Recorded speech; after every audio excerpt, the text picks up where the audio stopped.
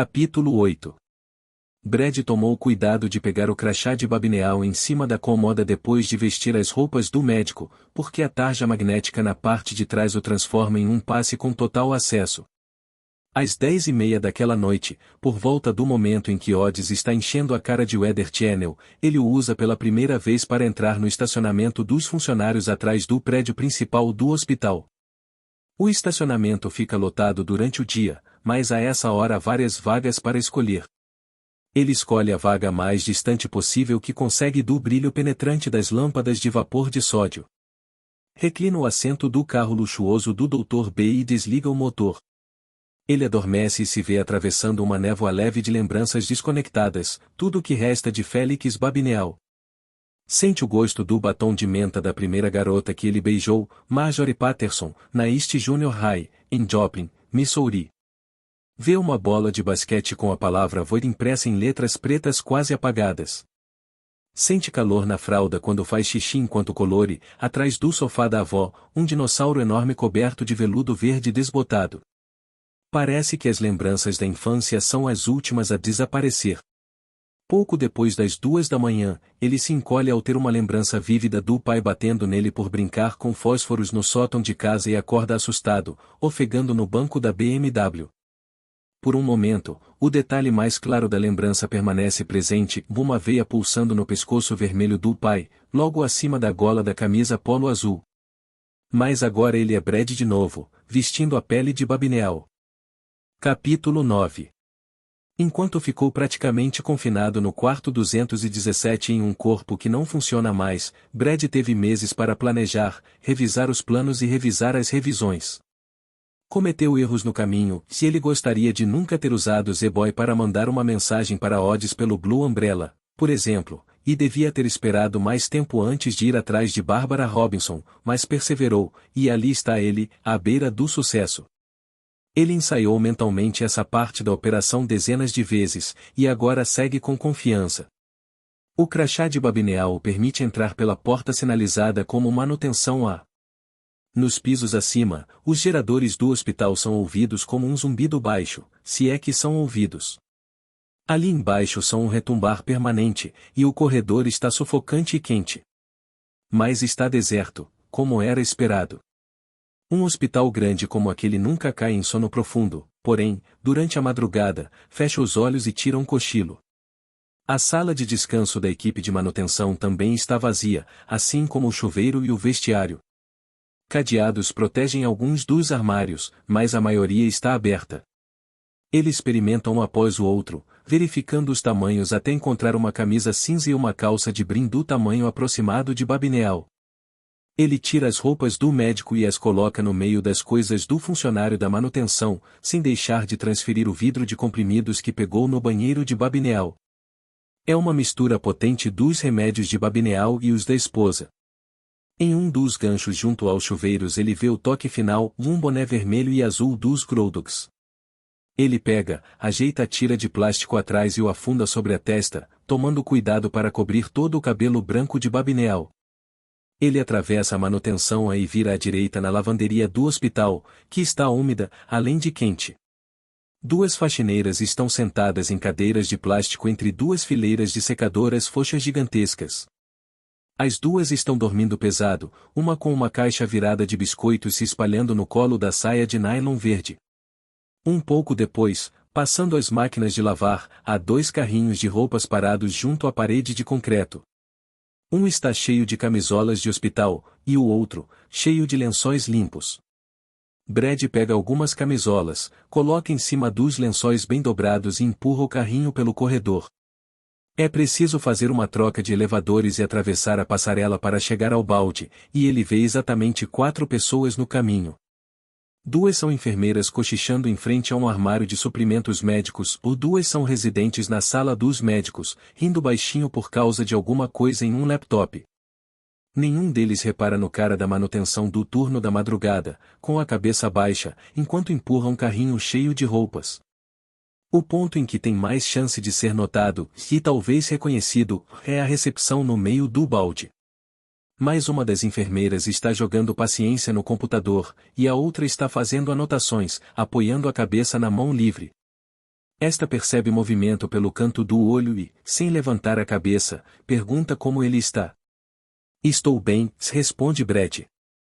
Mas está frio hoje. Ouvi que tem neve a caminho. Ela boceja e volta às anotações. Brad empurra o carrinho pelo corredor, parando um pouco antes do quarto 217. Um dos segredinhos do balde é que aqui os quartos dos pacientes têm duas portas, uma sinalizada, e a outra, não. As não sinalizadas dão para os armários, o que torna possível repor o estoque de lençóis ou outras necessidades à noite sem incomodar o descanso dos pacientes ou suas mentes perturbadas. Brad pega um punhado de camisolas, dá uma olhada rápida ao redor para ter certeza de que não está sendo observado e entra pela porta não sinalizada. Um momento depois, está olhando para si mesmo.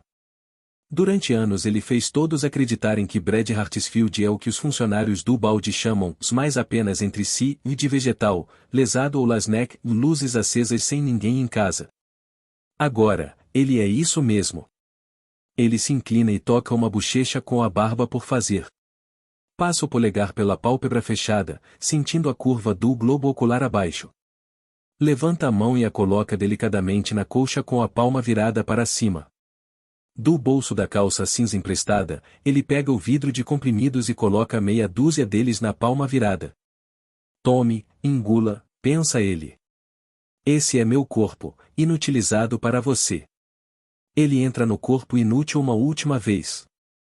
Nem precisa usar o Zapit para fazer isso agora, ou ter medo de Babineal tomar o controle e fugir como na história do Homem Biscoito. Com a mente de Brad fora do corpo, Babineal é o vegetal. Não tem nada lá além da lembrança da camisa polo do pai. Brad olha ao redor dentro da própria cabeça, como um homem dando uma última verificada em um quarto de hotel depois de uma longa estadia. Alguma coisa esquecida no armário? Um tubo de pasta de dente largado no banheiro? Quem sabe uma abotoadura embaixo da cama? Não. Tudo está guardado, e o quarto está vazio. Ele fecha a mão, odiando o jeito arrastado como os dedos se movem, como se as juntas estivessem cheias de areia. Abre a boca, aproxima os comprimidos e os coloca lá dentro. Mastiga. O gosto é amargo. Enquanto isso, Babineal desabou no chão. Brad engole uma vez. E mais outra. Pronto. Está feito. Ele fecha os olhos, quando os abre de novo, está olhando para baixo da cama, para um par de chinelos que Brad Hartsfield nunca mais vai usar. Ele fica de pé com o corpo de Babineal, limpa a roupa e dá mais uma olhada no corpo que o carregou por aí durante quase 30 anos. O que parou de ser útil para ele quando acertaram sua cabeça pela segunda vez no auditório Mingo, pouco antes de ele poder detonar os explosivos plásticos presos na lateral da cadeira de rodas. Houve uma época em que ele poderia achar que esse passo drástico teria um efeito nele, achar que sua consciência e todos os seus planos grandiosos morreriam junto com aquele corpo. Não mais. O cordão umbilical foi cortado. Ele atravessou o Rubicão. Tchau, Brad, pensa ele, foi bom conhecer você. Dessa vez, quando empurra o carrinho pela recepção, a enfermeira que estava jogando paciência sumiu, provavelmente foi ao banheiro. A outra está dormindo em cima das anotações. Capítulo 10. São 15 para as 4 agora, e há muito para fazer. Depois de vestir as roupas de Babineal, Brad sai do hospital do mesmo jeito que entrou e dirige para Sugar Heights. Como o silenciador caseiro de Z-Boy já era, e um tiro não silenciado provavelmente vai chamar atenção em um bairro chique como aquele, onde os seguranças da Serviços de Segurança Vigilante nunca estão a mais de 1 ou 2 quarteirões de distância, ele para no Valley Plaza, que fica no caminho. Verifica se tem viaturas da polícia no estacionamento, não vê nenhuma e dirige até os fundos, até a área de carga e descarga Dudes com Home Furnishings. Deus, é tão bom estar na rua. Maravilhoso pra caralho. Ele respira o ar frio do inverno enquanto anda até a frente da BMW, enrolando a manga do sobretudo caro de Babineal ao redor do cano curto da ponto .32 no caminho. Não vai ser tão eficiente quanto o silenciador de Z-Boy, e ele sabe que é um risco, mas não muito grande. Só um tiro. Ele olha para cima primeiro, querendo ver as estrelas, mas nuvens obstruíram o céu. Ah, bem, vão existir outras noites. Muitas delas. Possivelmente, milhares. Ele não está limitado ao corpo de Babineal, afinal. Ele mira e dispara.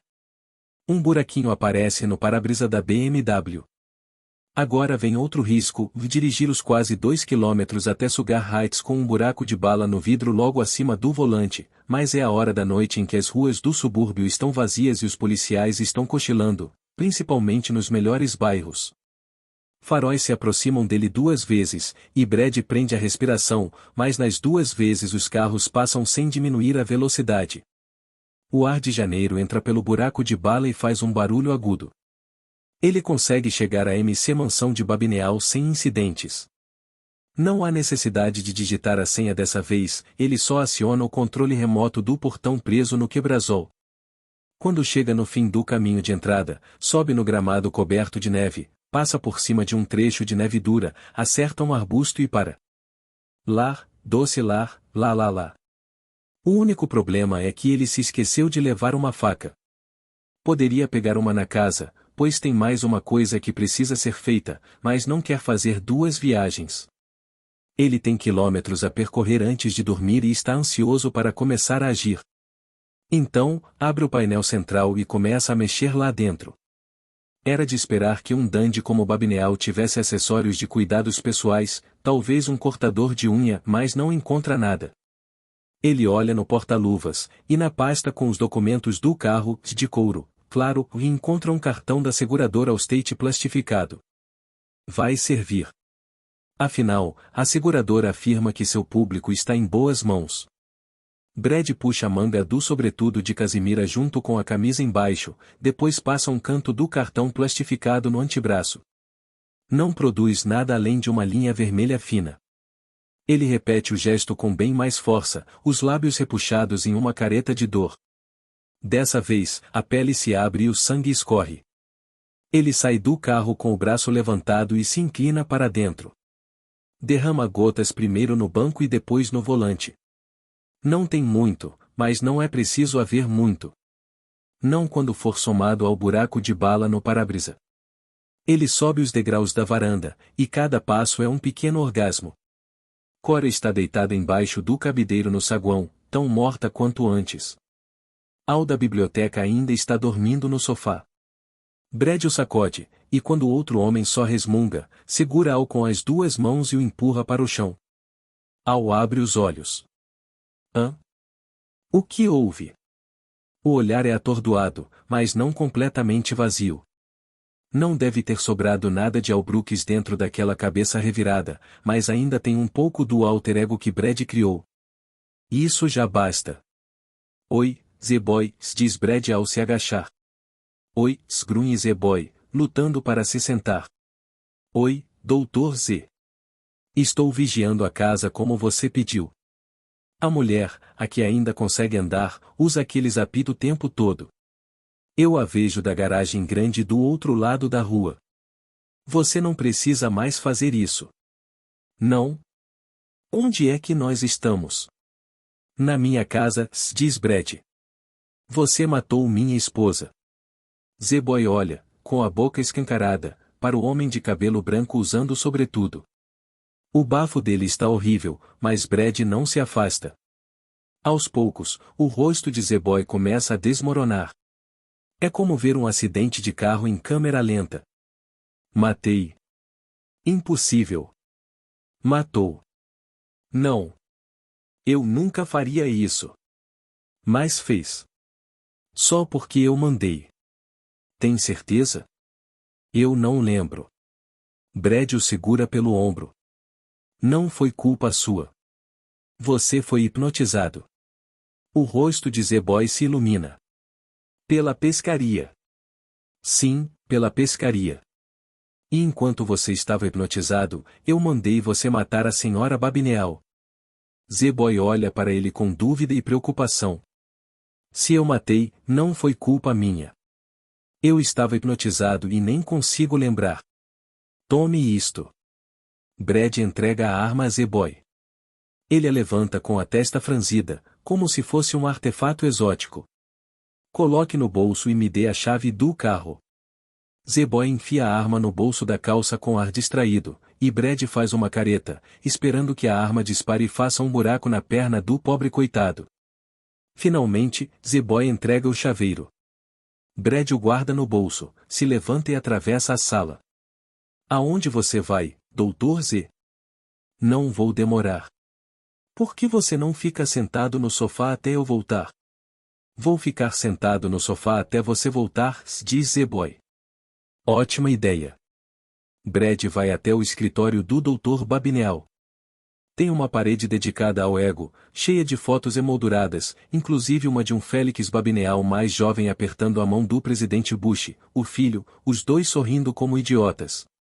Brad ignora as fotos, pois já as viu muitas vezes antes, durante os meses em que estava aprendendo como estar no corpo de outra pessoa, o que ele agora chama de temporada na autoescola.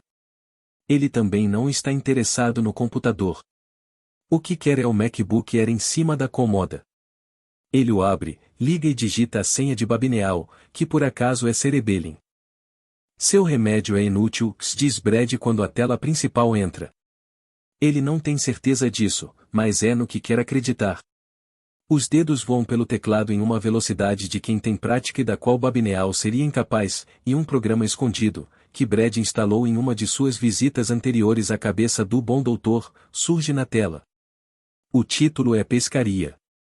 Ele digita de novo, e o programa chega ao repetidor no apartamento escondido de Fred Linklater. Carregando, diz a tela do laptop, e logo embaixo, 3 encontrados. 3 encontrados. 3, já.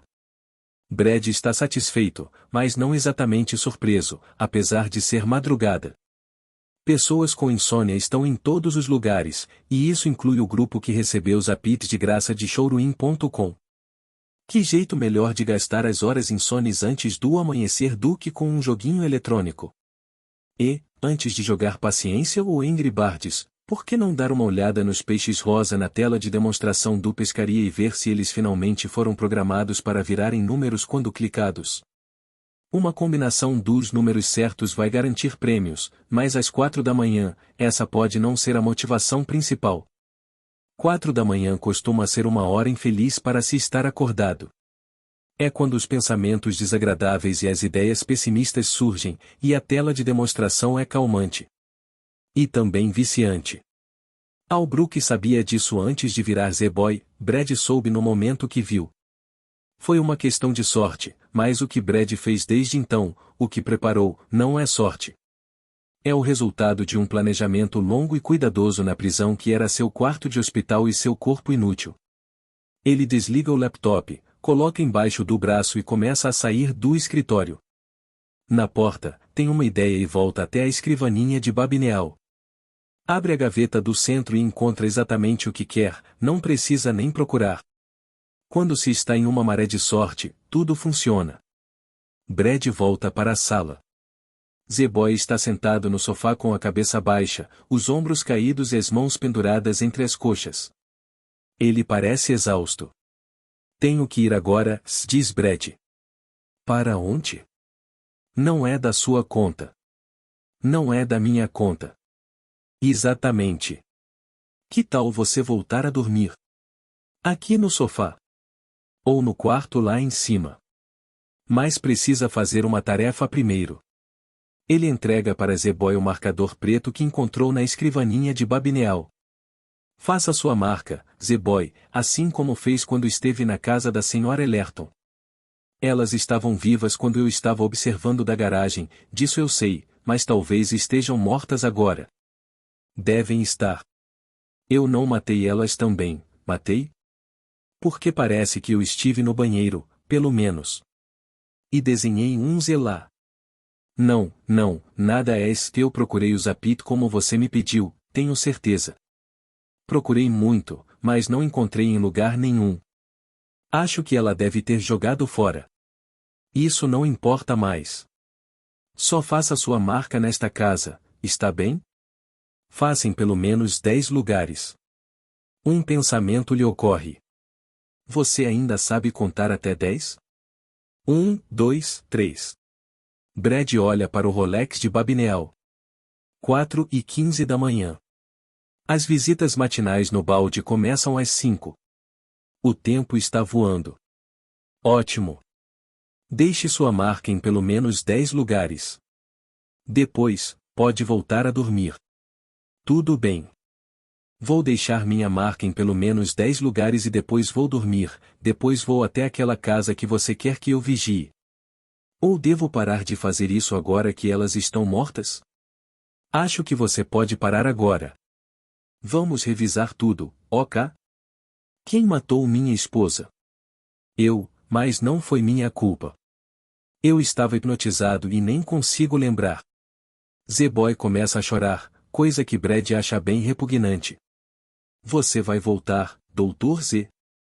Brad sorri, exibindo o tratamento dentário caro do Dr. Babineal. Claro. Seus olhos se movem para cima e para a esquerda quando ele fala. Ele vê o coroa ir até a televisão gigante de gente rica na parede e desenhar um Z enorme na tela. ZS em toda a cena do crime não são necessários, mas Brad acha que vai ser um belo toque, principalmente quando a polícia perguntar ao antigo Al da biblioteca o nome dele e o homem responder Z-Boy. É a cereja do bolo. Brad vai até a porta da frente e passa por cima do corpo de Cora no caminho. Desce a escada da varanda e faz uma dancinha no último degrau, estalando os dedos de Babineal. Isso dói um pouco, só um toque de princípio de artrite, mas e daí? Brad sabe como é dor de verdade, e algumas fisgadas nas falanges velhas não chegam nem perto disso. Ele dá uma corridinha até o Malibu de Al. Não é grande coisa se comparado à BMW do falecido Dr. Babineal, mas vai levá-lo para onde ele precisa ir. Ele dá a partida e franze a testa quando música clássica sai pelos alto-falantes do painel. Muda para Bam sem e encontra uma música do Black Sabbath da época em que Ozzy ainda era maneiro. Dá uma olhada final na BMW estacionada de qualquer jeito no gramado e acelera. Ainda precisa percorrer alguns quilômetros antes de dormir, depois o toque final. Não vai precisar de Freddie Linklater para isso, só do MacBook do Dr. B. Ele arrebentou a coleira. Está livre. Capítulo 11. Por volta da hora em que Z-Boy está provando que ainda sabe contar até 10, os cílios grudados de sangue de Freddie Linklater se descolam do rosto também ensanguentado.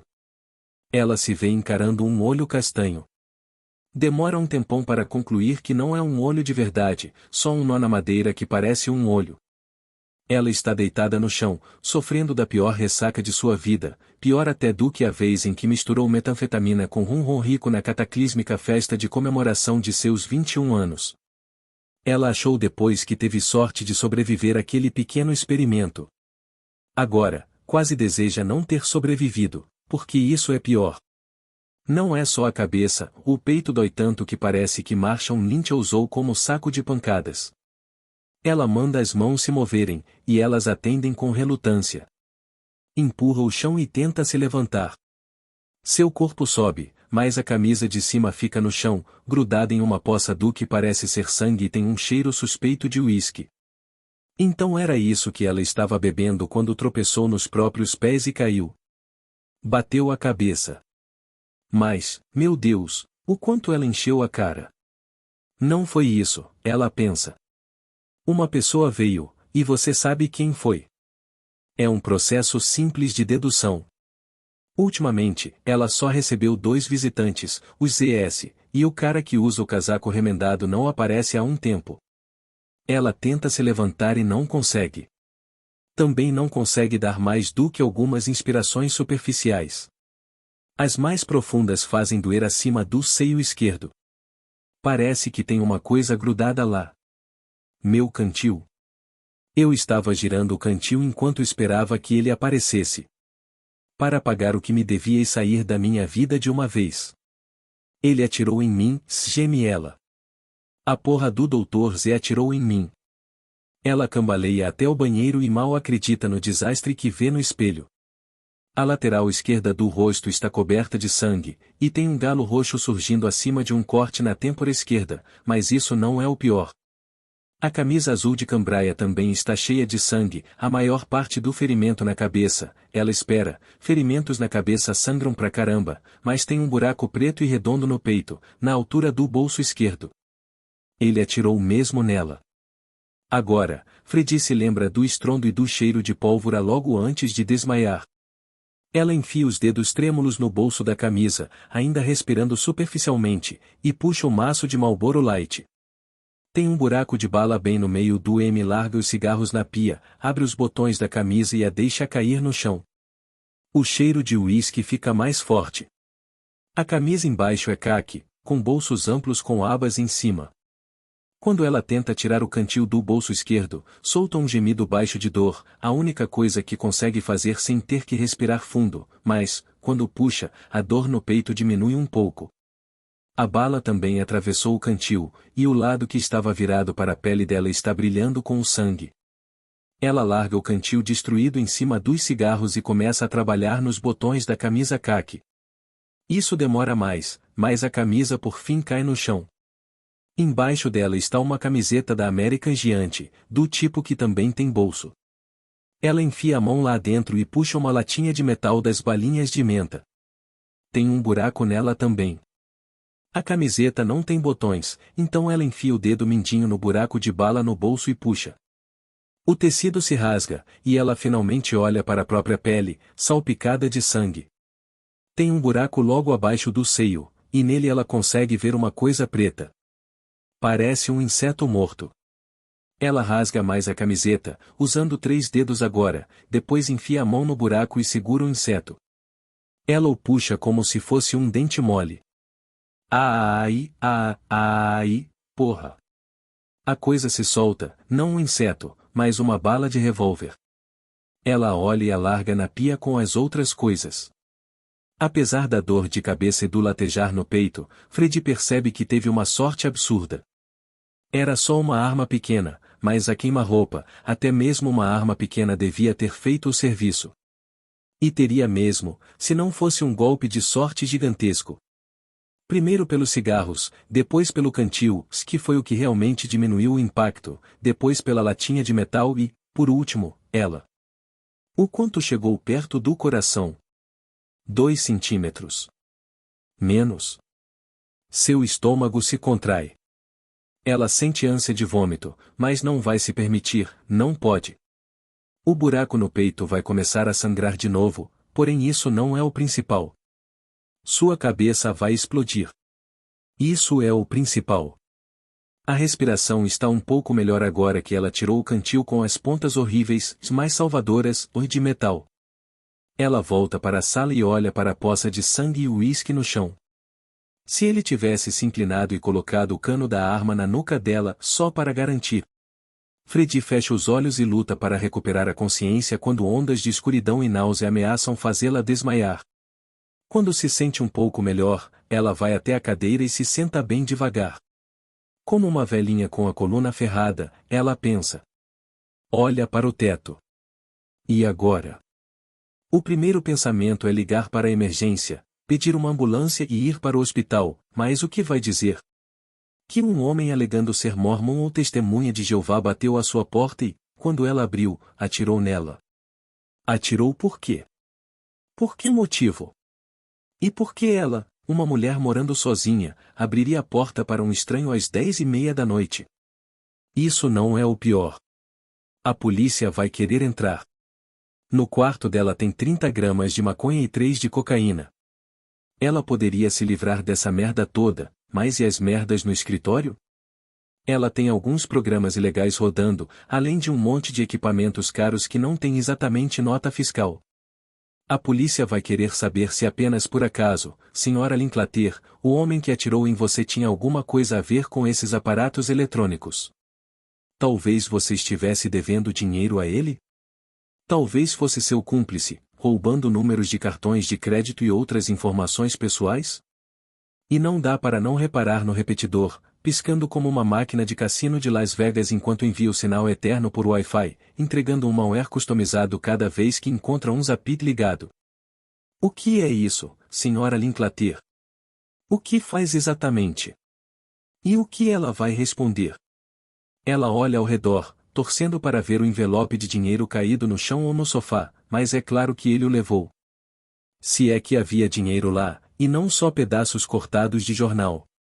Ela está aqui, levou um tiro, teve uma concussão, Deus, que não seja uma fratura, e está sem grana. O que fazer? Desligar o repetidor, essa é a primeira coisa. O Dr. Z está com Brad Hartsfield dentro, e Brad é podre. O que o repetidor está fazendo é alguma coisa ruim. Ela ia desligar mesmo, não ia? Está tudo meio vago, mas não era esse o plano? Desligar e sair pela tangente? Ela não tem o pagamento final para ajudar a financiar a fuga, mas apesar dos hábitos descuidados com dinheiro, ainda tem algum guardado no banco, e o contraste abre às 9. Além do mais, tem o cartão magnético. Então ela vai desligar o repetidor, apagar aqueles sites e etend, lavar a sujeira do rosto e pular fora dali.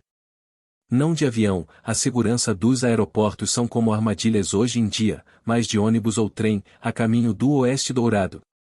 Esse não é o melhor plano? Ela se levanta e está indo na direção da porta do escritório quando lhe ocorre o motivo óbvio para não ser o melhor plano. Brad foi embora, mas não iria embora se não tivesse como monitorar seus projetos de longe, principalmente o repetidor, e fazer isso é a coisa mais fácil do mundo. Ele entende de computadores, é brilhante, na verdade, apesar de admitir isso a deixar puta da vida, e é quase certo que deixou uma porta dos fundos para o código dela. Se for assim, ele pode verificar tudo quando quiser, só vai precisar ter um laptop. Se ela desligar aquela merda toda, ele vai saber, e vai saber que ela ainda está viva. Ele vai voltar. Então, o que eu faço? Sussurra Freddy. Ela vai até a janela, tremendo, fica tão frio nessa porra de apartamento quando o inverno chega, e olha para a escuridão. O que eu faço agora?